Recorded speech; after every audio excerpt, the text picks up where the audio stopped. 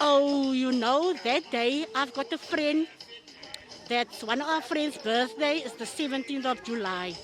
And I'll never forget that Sunday we all gathered at a place for a cup of tea.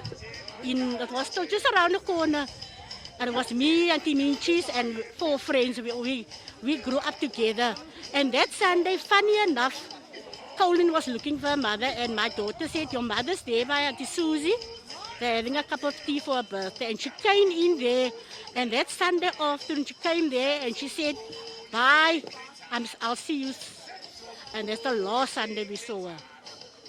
Coline. That's the last Sunday we saw Coline.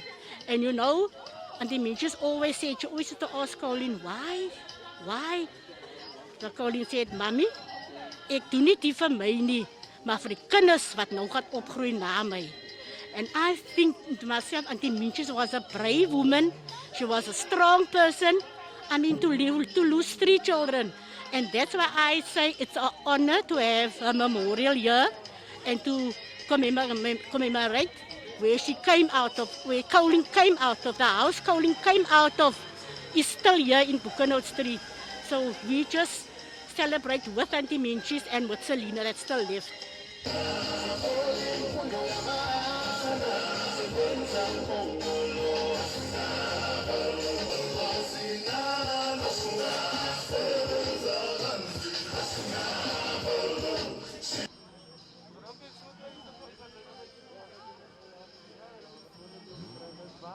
Today is a very emotional day. Standing here in Boekenhout, the street that I grew up in. In fact, I was born in this road. My family moved here from District 6. I was the last born and the only one born out of District 6. Our family was forcibly removed with the Group Areas Act into Bonteheuwel. And today I am officially the last one of that family standing. My grandmother was the first to move here to Bonteheuwel, and then my parents. My grandmother has passed on, my mother, my siblings, I first buried all my siblings, and now today it's my mother. So coming back here and coming back to Boekenhout, it's important to come and grieve with the people of Boekenhout, because this is where our grassroots are, and we are grateful to my mom's friend to open up her door so that the people of Boekenhout can mourn with us.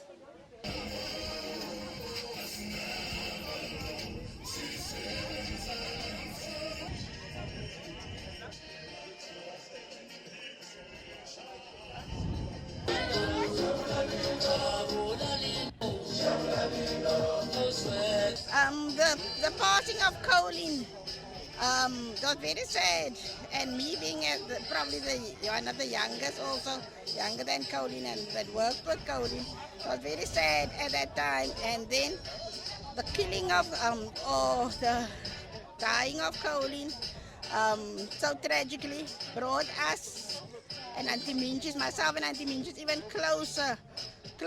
We formed also motherly-daughterly bond due to the loss that she had, and that many of us in Bonteheuwel formed that bond with Auntie Mientjies, and that Coline's passing also brought much of her qualities out, being a courageous mother, and she started also to support us around Bonteheuwel as a mother of Bonteheuwel, and she was one of, for me she was just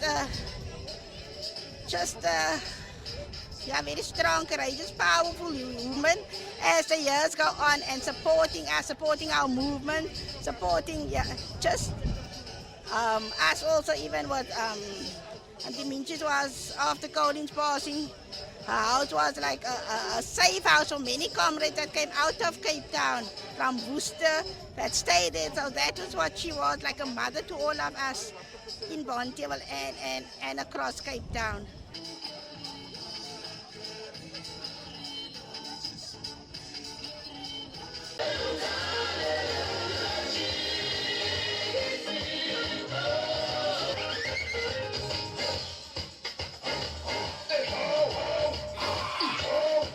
My mother had a legacy of her own, a legacy which came from my grandmother.